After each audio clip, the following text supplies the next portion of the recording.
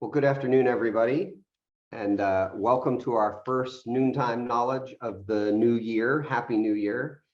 My name is Rich Bundy. I'm the Vice President for Development and Alumni Relations here at Penn State, and I get the privilege of being your host for today's conversation. I understand that we have one of the largest, if not the largest, groups of participants ever for a Noontime Knowledge session, and people are still dropping in. So thank you for spending some part of your day with us and for coming to listen and learn a bit more about the Student Success Center and their program, the Complete Penn State Initiative. In a minute, I'm going to introduce you to our guests, and after they've shared a few remarks, we'll have some time for a Q&A with our presenters. What I'd like to encourage you to do is, if you have a question, you can enter it in the chat box, or you can also raise your hand using the raise hand feature, and we'll try to connect you through that. I also want to just point out for the record that we're recording this session. So great, let me give you a little bit of background to set the stage for our program today. As proud Penn Staters like I am, you know that the core of a great university is to ensure that a Penn State degree remains accessible and affordable. The Student Success Center is a critical part of our ability to make that vision for Penn State a reality. The center offers resources related to financial aid, career and mental health services, student veteran support, and more to connect undergraduates with the resources they need to finish their degrees. One of the specific Student Success Center programs that we're going to highlight today is called Complete Penn State, which is an initiative that helps students who are within 2 semesters of graduating, but for whatever reason may be at risk for not finishing their degree. So of course, there's a lot to say about these efforts, but you don't want to hear from me about that. I want to introduce you to our guests who are much better equipped to talk to you about the Student Success Center and Complete Penn State. So let me go through all of them. First off, Sophie Polillo graduated from Penn State in 2022 with a Bachelor of Science degree in psychology. She started her role as the Assistant Director of Student Philanthropy in Penn State's Office of Annual Giving in May of 2022, where she serves as the advisor for the Student Philanthropy Network. Nick Cedeno is a 4th-year student studying labor and human resources, Chinese and Asian studies. Throughout his time on campus, he has served in various volunteer roles and is currently the president of the Student Philanthropy Network. Nick was also, full disclosure, my intern in the DDAR summer internship program last year. As we were just discussing, Nick is gearing up to dance in Thon in 2 weeks. Upon graduating this spring, Nick will be working with the investment firm PIMCO in their New York City office. Next up, Denise Poole is the Director of Student Success Initiatives. She's led the Student Success Center within undergraduate education since it opened in 2019. And last but not least, Chelsea Walls, Student Success Advocate, joined the Student Success Center in March of 2022.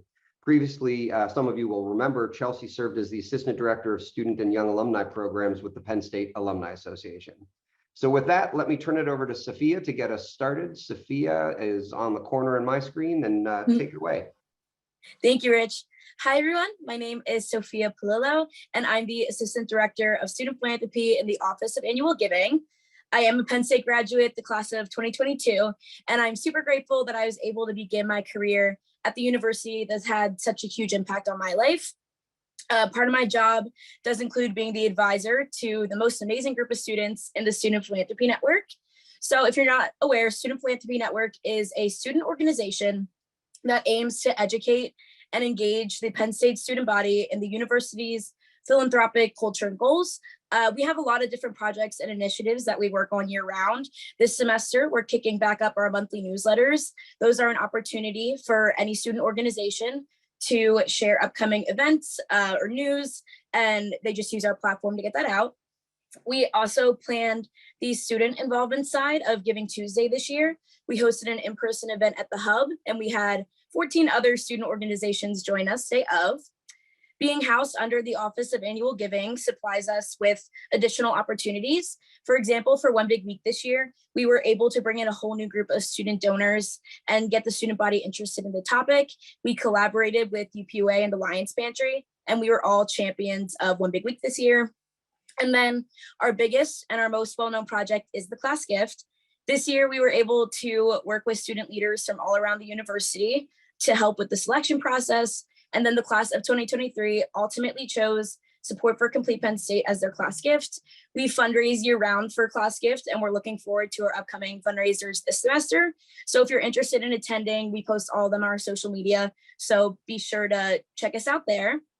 Getting to work so closely with SPN's executive board and speak with our students at events, I've really been able to see the impact and importance of Student Philanthropy Network. On one end, I've watched my executive board grow into strong, confident leaders and seize in opportunities that are going to continue to help them in their professional life.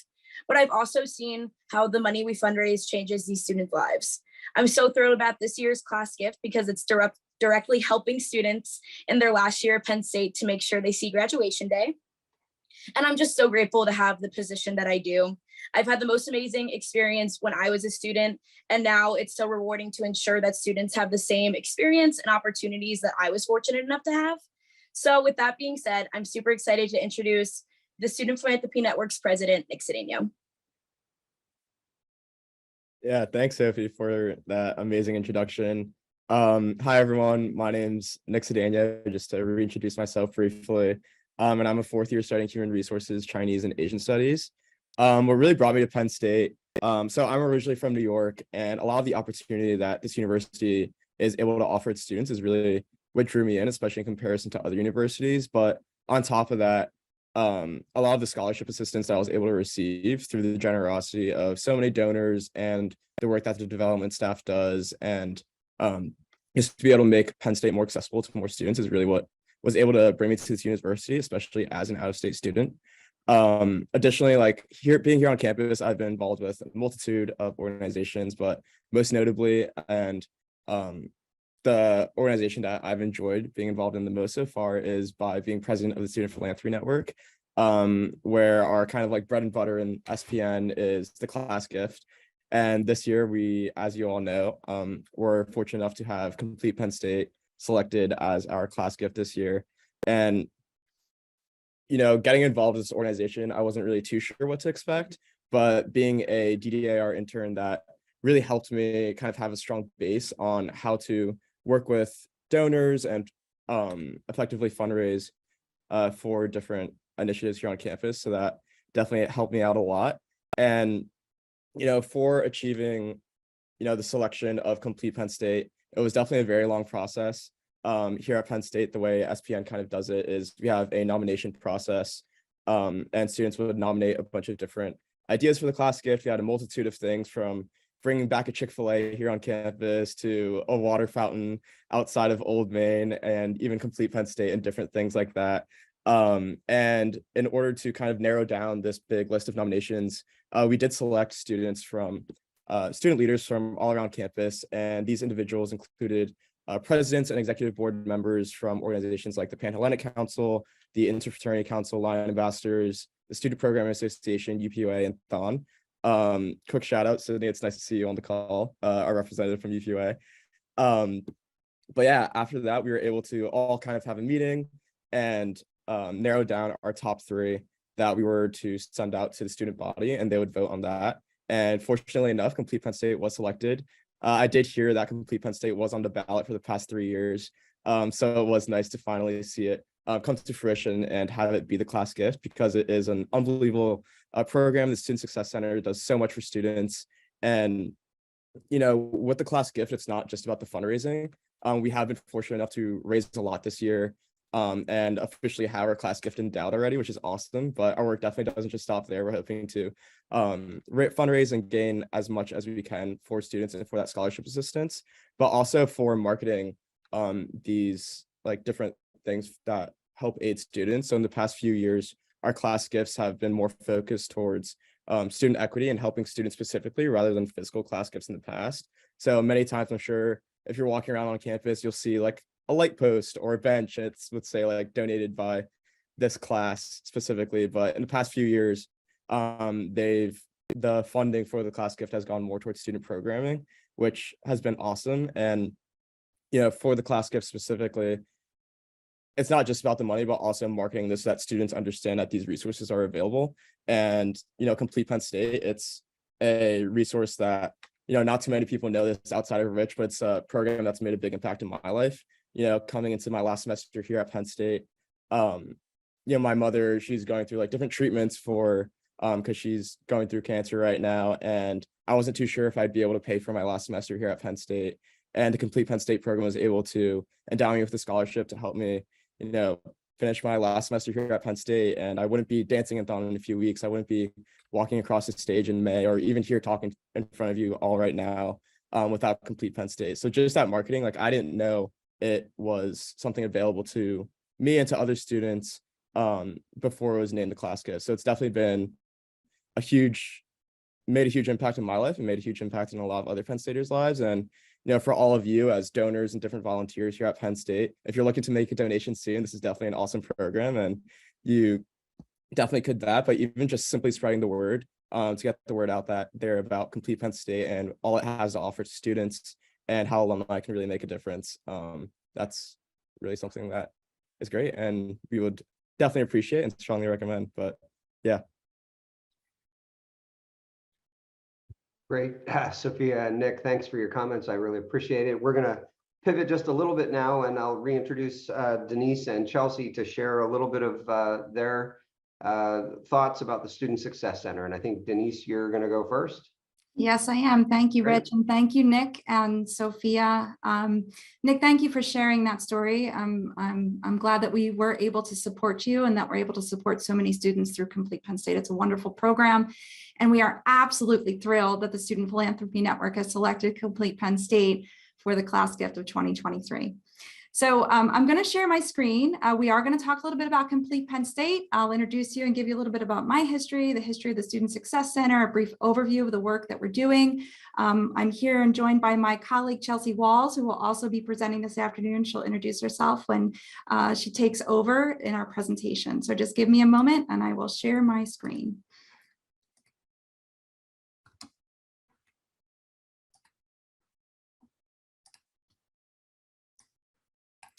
So thank you to all of you for taking the time this afternoon to join us for this presentation. We are absolutely thrilled by the interest and excitement, enthusiasm about Complete Penn State, but it's also an opportunity to learn a little bit about the Student Success Center, which is the office that oversees Complete Penn State. So again, my name is Denise Poole. I'm the Director of Student Success Initiatives overseeing the Student Success Center. I joined Penn State in July of 2019, which is when we officially opened the doors to the Student Success Center. And prior to that, I spent about 15 years in higher education, working predominantly with student athlete populations, but very invested in student success efforts, and was able to help launch student success efforts at my previous institution and kind of see how the impact of focus on equity, as Nick had mentioned, and holistic support and focusing efforts on closing achievement gaps can make such an impact at an institution. So we have a small staff. We opened our doors, and I'll go through a little bit of our history in just a moment, more thoroughly in a future slide, but we're new. We are the newest office within the undergrad education unit. We have 2 full-time staff members, Chelsea and I, who lead the Student Success Center fully. We have a joint administrative staff position that we just got this past fall semester when Kaylee Taylor joined us. And then we have a graduate assistant position helping run the office. We're going to give a brief overview today. There's going to be a Q&A after, so we're more than happy to answer any questions you have about Complete Penn State or anything we cover in our presentation on the Student Success Center. But I do think it's important to give you a very brief history, just some of the milestones we've been able to hit during our time as an office at University Park. discuss our mission and our vision for the future. We'll talk a little bit about our areas of focus, so where we really kind of put our efforts as a small team to try to make as big of an impact as we possibly can at the university. And we'll talk specifically about the current programs and events that we are sponsoring and hosting, and those that we hope to be able to greater impact in the future. And then we'll talk a little bit about the support we've received from donors so far, which is helping us operate, and the alumni support we've received to help market and amplify the great programs and services that we're running. And we will wrap up with just some key targeted opportunities that you all can help us with as we move forward from today. So again, we opened in July of 2019. We were the brainchild, if you will, of a committee called the Enhanced Educational Pathways Committee, which was a university-wide committee that was focused on trying to bolster student success efforts at the university. We were originally in Old Main. I have a little arrow there just for fun. That was my window for the first 6 months of my career here at Penn State. And not the most inviting building, Old Main. So it was not supposed to be a long-term physical location for us, and it isn't any longer, but that's where we started. I took over the Complete Penn State program in August of 2019. Complete Penn State at that time was in its 3rd year of existence at the university. It had already started to build momentum and interest across the university from students and their supports through the referral process. So it was an exciting program and really building that momentum when I took it over. We were able to expand and hire one other full-time role as an office in May of 2020, and we all know what was happening in spring of 2020. So it was definitely a time of heightened need. There was a lot of really just general anxiety about the future, economic future for many of our families and their ability to continue to afford Penn State. So we had a huge spike in interest, over a 350% increase in applications and referrals from the year before I started to that first year that I was overseeing the program. We then expanded once we kind of I got a little bit more support, and we started to build out a more well-structured process for handling the influx of interest in Complete Penn State. We started to expand and venture into additional supports and programs for our first generation student population. We were able to hire some student employees. And then when we returned back to on-campus functioning in fall of 2021, we were able to, fall of 2021, we were able to relocate to 325 Buki. For those of you that are very familiar with University Park, Buki is a much more centralized and student-friendly building. So that was definitely a step forward for the Student Success Center. We then hosted our first in-person first generation student celebration in fall of 2021. And we were excited by the end of last year to have been selected by a national association to receive the distinction of a first generation forward institution, which allows us access and to first generation student supports, access to a network of institutions across the country who are committed to propelling the first gen experience at their institutions.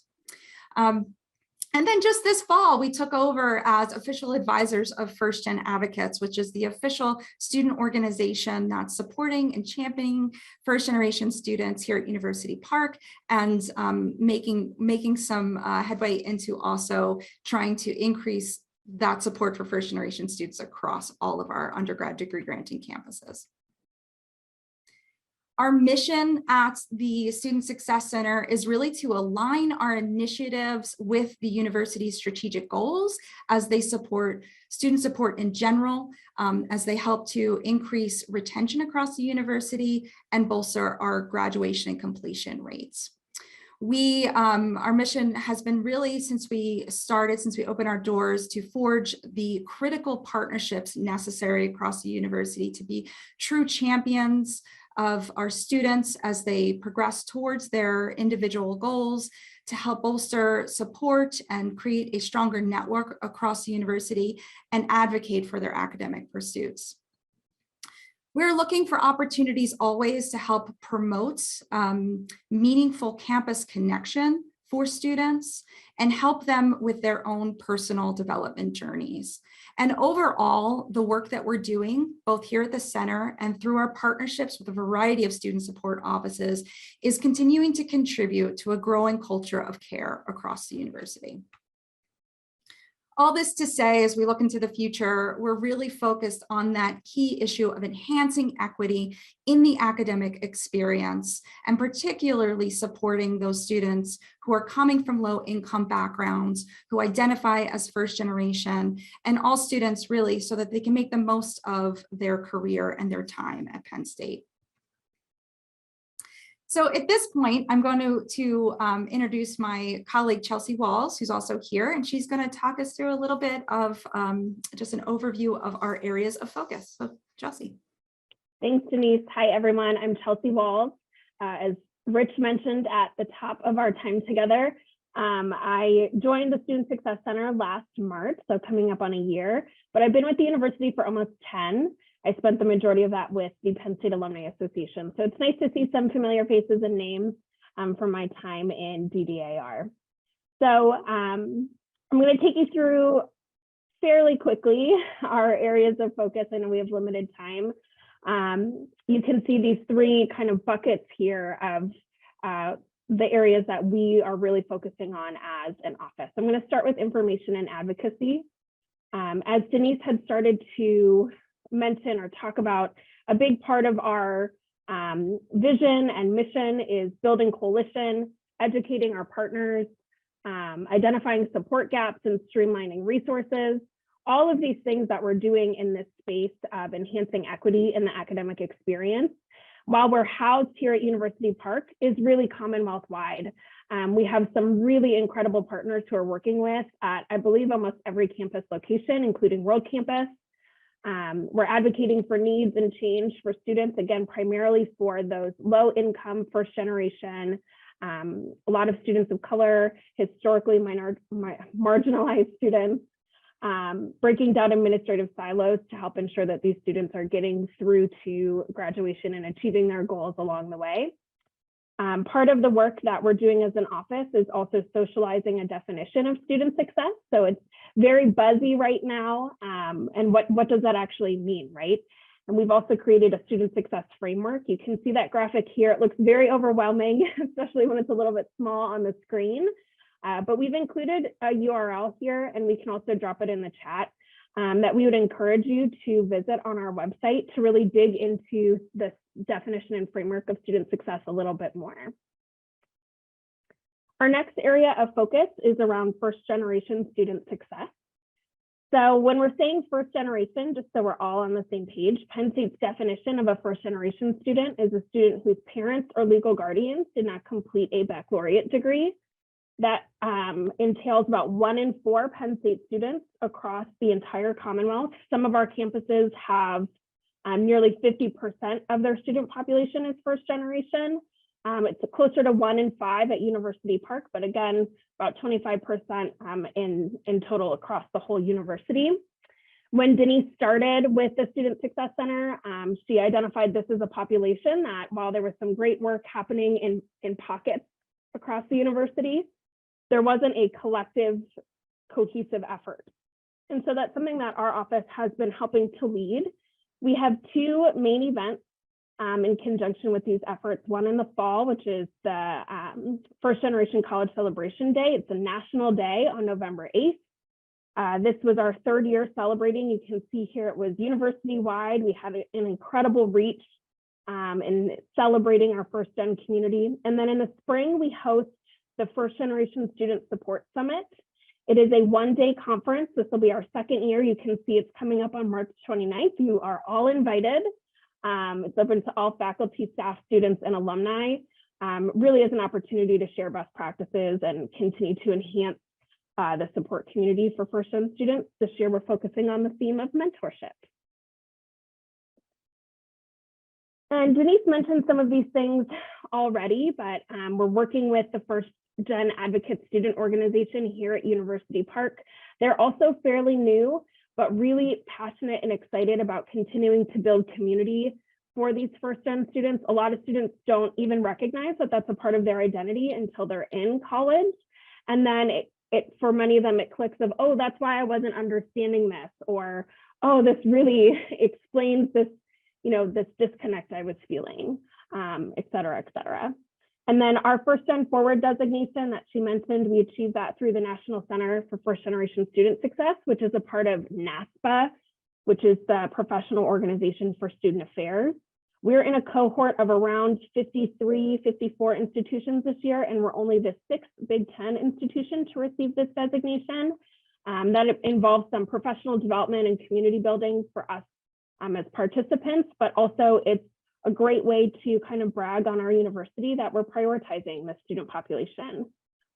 Since our designation, our office has also created a First Gen Advisory Council that's made up of students, faculty, staff, and administrators. We currently have representation from 10 of our campuses. We meet with them regularly to, again, share best practices, identify support gaps, analyze data for our First Gen students. And that's been a really awesome opportunity to, again, build that coalition and continue to enhance the supports for this student population. Okay, lastly, why we're here talking about degree completion support. So this is Complete Penn State, which you've heard a little bit about. I don't want to be too duplicative, but you can see here, Complete Penn State involves kind of these 3 buckets of support. Really, the goal is to help undergraduate students on their pathway to degree completion. We work with students through re-enrollment support, so that students who've been away from the university for more than 2 semesters and are coming back to finish their degree. Primarily what a lot of students or others associate with Complete Penn State is the Open Doors Completion Scholarship. This is a micro scholarship up to $3,000 to help students who are this close to graduating, but just need that extra financial support to help get them through, as Nick kindly shared his story with us about. But then we also offer non-financial completion support. So there are a lot of students who, again, are facing that finish line and just need to be connected with some other resources. They're just not sure where to go. Maybe the rest of their collegiate experience has been smooth sailing, and then now right at the end, they're really encountering some difficulties. And so we're here to just help get them through to that finish line. A bit more about the scholarship itself. In its history, so as Denise mentioned, I believe we're in the 6th year of Complete Penn State. Nearly 3,000 students have been awarded, totaling more than $8 million in scholarships. We work with 34 awarding offices, scholarship offices across the university. So again, this is not University Park specific, to coordinate the awarding of those scholarships. And since our application for this academic year has opened, we've already received more than 1,100 applications and referrals. There's incredible need from our graduating students to help get them through to graduation. Seeing a lot of fallout from the pandemic still, and just, again, some high need. You can see here on the left, just a couple graphics. These are some of our awarding outcomes from last year's cohort of scholarship recipients. That bottom right image, more than half of the recipients are Pell eligible, which means they're incredibly high need. So we're definitely hitting that target audience of low income. Again, you see some good numbers of international students. We're one of the few scholarships that international students can qualify for, adult learners, first generation students, et cetera. I would encourage you to check out our full report from our previous fiscal year awarding outcomes. You can scan that QR code, or the link is there. Again, we can share all these links with you as well. But that will give you a more in-depth look into the program and its impact from the previous year.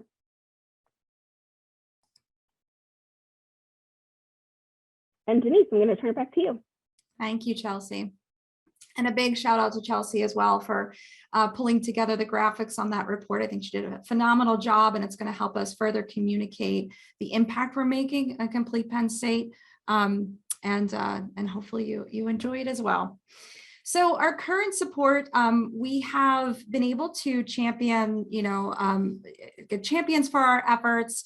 We've received private gifts over the course of our existence since 2019, totaling up to about $60,000. over that time. Most of that has gone towards additional student scholarships. I think I'll note here that one of the nuances of Complete Penn State is that because we're working with individual scholarship offices, each of those individual campuses and colleges that we're working with have varying degrees of scholarship dollars that they can award. And so when funds are exhausted in those individual areas, we then go to central funding. So typically by closer to the end of the year, we start to exhaust that central pool, which is not an overwhelmingly large amount of money considering the need across the university. So we've been able to use some of the gifts we've received for that purpose. Additionally, those gifts sometimes go to students who are not quite eligible for Complete Penn State. So the requirements on Complete Penn State are that you are in your final 2 semesters, but occasionally we get some juniors who are looking ahead, or maybe they've exhausted their resources, some of the resources they thought would be available in their 6th or 7th 5th or 6th semester. And so some of the gifts that we have that we've received have been able to help support those individuals. We've raised about $7,000 in our Giving Tuesday campaigns. We've put a lot of effort and energy into marking those events across the community. So that has been helpful to us in supporting our operational needs and helping bolster some of the great events that are really helping us build coalition and community across the university. We receive about $1,000 to $2,000 annually from a Rob Pangborn. Rob Pangborn is former dean and vice president of undergrad education. An endowed fund that was raised in Rob's honor for his commitment and service to the university, and has specifically gone to the Student Success Center. And we've been working closely with Sue Harris, who is also with us this afternoon, our Director of Development for University Programs and Parent Philanthropy, to help us continue to raise awareness and opportunities for the Student Success Center.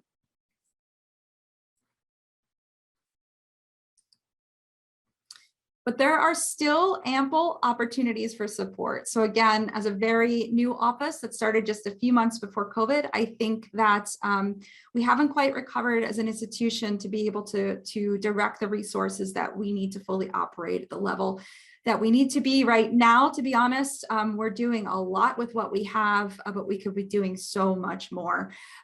So just generally, gifts to the Student Success Center can help fund the development and enhancement of current and future programs. They can help improve our operations, potentially endow future positions. As we continue to grow, we're going to need more support to help support the students and really take that holistic lens to helping them overcome the obstacles they're facing.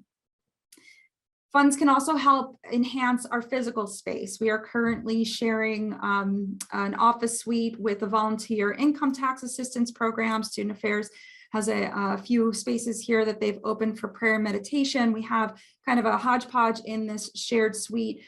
It's a little confusing at times for students. We're doing the best with what we have, and we've enhanced our signage and our marketing so students can find us, but we're kind of tucked back this hallway. So we're looking in the future, hopefully, to find more visibility and accessible space for our students. In the area of first generation student success, continuing contributions can help us bolster scholarships. Volunteer opportunities can help with mentorship, speaking engagements, and just by telling your story. For many of you who identify as a first generation student yourself, we often remind our students that that identity doesn't end just in college. It does continue with you in your career. And so what does that mean for your continued career advancement in the future? And it's helpful to get students to start thinking about this now, both the benefits and the gifts of being first generation. First generation students are trailblazers. We remind them that they are highly resilient, that they come to campus with a set of skills and life experiences that sometimes our next gen, continuing gen students do not have. So telling your story as an alumni, I think is really impactful for our current students. And then in the area of retention and degree completion support, we need to continue to fund early intervention. For many of the students we're working through with Complete Penn State, these are not unforeseen hardships. These are hardships that students have encountered and have had to navigate their entire careers. And so for us, we're trying to use data to identify students early who may be having to extend their career for various reasons, who may be losing access to certain funding that we can see by pulling various reports, to try and create a safety net and infrastructure to offer them the scholarship support that they need in advance, so they don't have to spend ample time searching and wondering and worrying about where their educational funding is going to come from. So that near complete Penn State eligible population is important. It's also important to be educating our students as they arrive to the institution so that they can be thinking holistically about their funding, how they are funding their educational expenses throughout the duration of their academic career. And then an exciting development that we are working on in collaboration with our partners in Penn State Learning and Student Disability Resources and our colleagues in World Campus.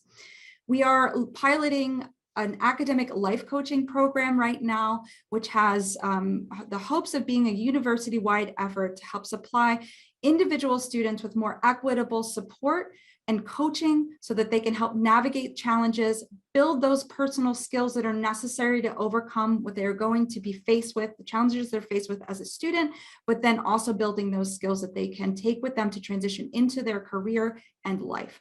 So we're really excited about that program, but it is going to take ample resources to continue to advance that program so it can truly be a university-wide collaborative effort.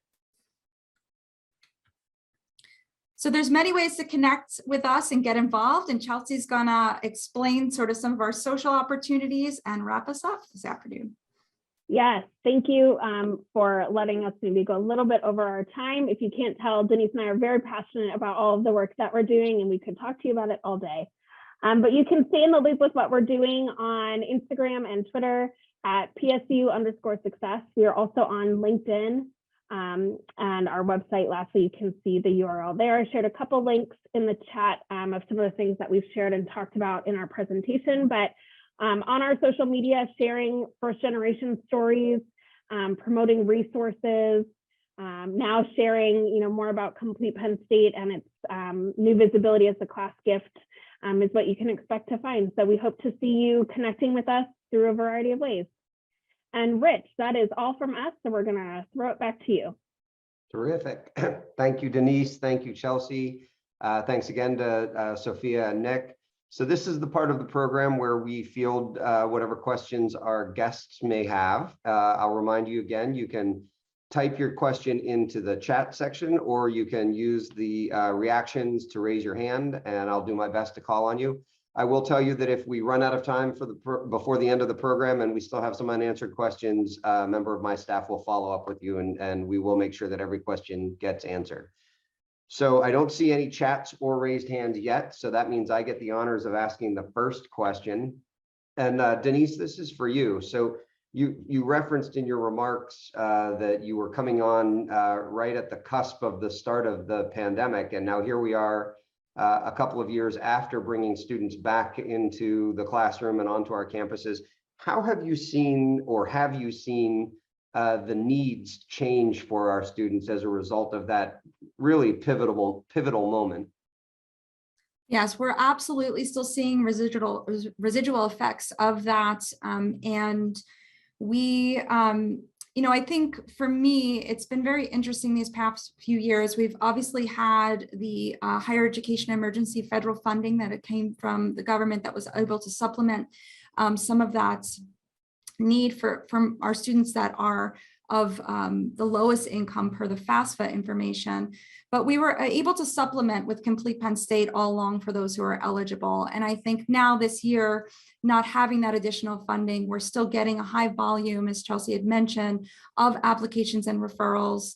This being our third year, that we will likely be somewhere in between that 1,500 and 2,000 applications and referrals from across the university of students that are identifying themselves as having a need and needing that extra support. So I think we're still feeling that. I will also say that we have a growing number of international students that have also sought us out for support. We are very proud of the fact that Complete Penn State is one of the very, very few scholarships that help support international students with their educational expenses at Penn State. And so students who are able to connect with us and find us and tell us a bit about their story and background are international students from a variety variety of countries are really still hurting economically. Their families are hurting. They're here, they are Penn Staters, they are part of the community, and they want to finish that Penn State degree and continue to be a part of our thriving alumni network. So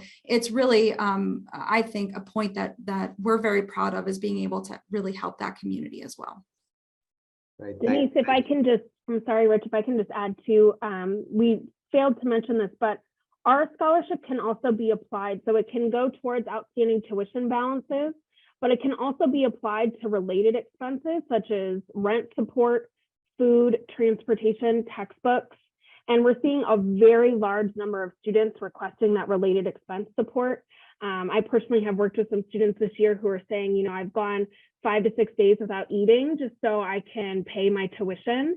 So this is truly for some of these students like life-changing support that is not just helping them be successful as students, but it's helping them persist just as human beings. So that's an important part that we neglected to mention, but I wanted to make sure that we were able to clarify that. Yes, thank you so much, Chelsea. And I'll even add as well that, and Chelsea mentioned our holistic approach to this, but as a Student Success Center, we are not a financial aid office, although we do look at the full picture of their circumstance, but we are making very intentional referrals to other resource supports across the institution. So Chelsea had mentioned that example, you know, in that particular example, we are working with our Student Care and Advocacy Office to also supplement with emergency funding.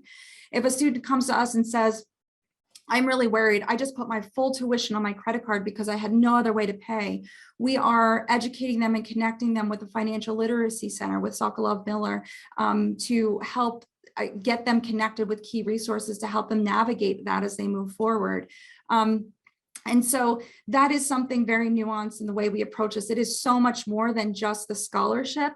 And in fact, you know, with such a small team, my vision for this when I took it over was really to be able to create these success plans for students that need them most. Some students just need the scholarship, and that is true.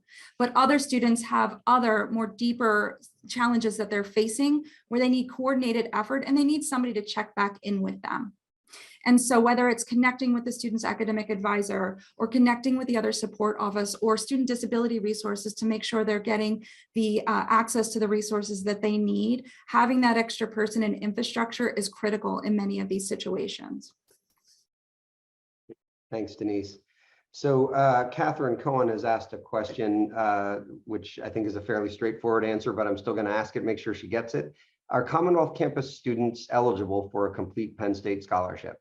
Absolutely, yes. It makes up about 40–45% of the applications and referrals that we are receiving.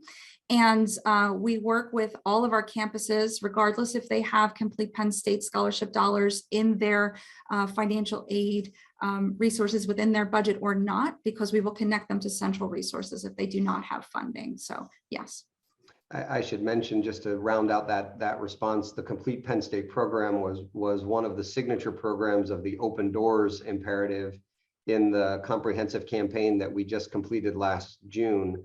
And as we worked with donors from across the Commonwealth, we found that some donors wanted to direct their Open Doors support to the specific campus that they had attended.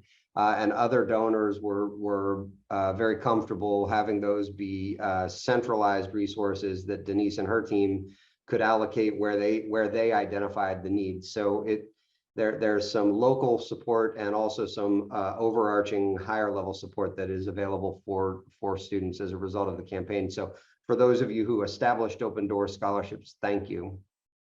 So I want to pivot for just a second. And Nick, you were very brave in sharing the story of your mom's experience and how that has impacted you, and really actually quite gratifying that a program that we worked on in the campaign has been helpful to you.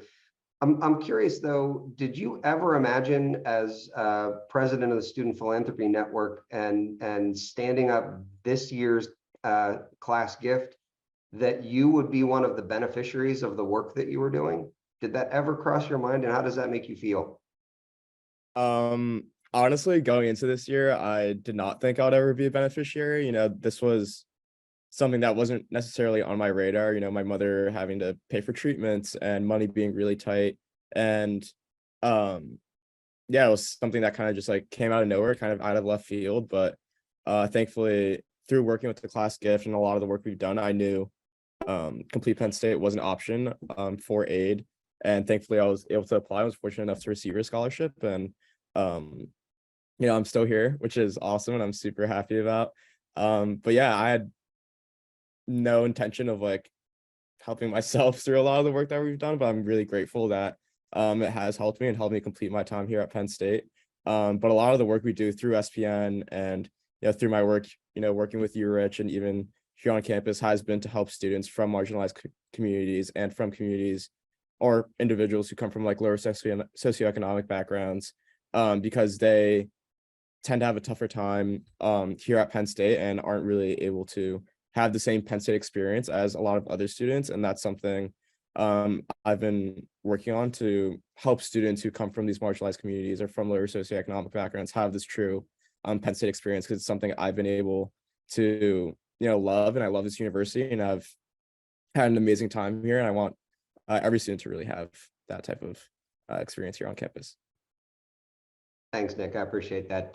Just two editorial comments. One is I think everyone who's associated with these programs agree, particularly Complete Penn State agrees that the very worst thing we could do is have a student be this close to finishing, leave Penn State without their diploma and potentially carrying student debt and other challenges. Very worst thing we could do. So this is a really powerful program. And Nick, I wouldn't be doing my job if I didn't link a couple of things together. When you graduate, you're going to go be an investment banker in New York City, which means you will have an opportunity to pay it forward and do one of these scholarships yourself someday. Yeah, that's definitely the intention. So maybe in a few years, once I'm making a little more. No pressure. I haven't had any other questions in chat or raised hands that I can see, so I'll save. I'll send this question from my list to Sophia.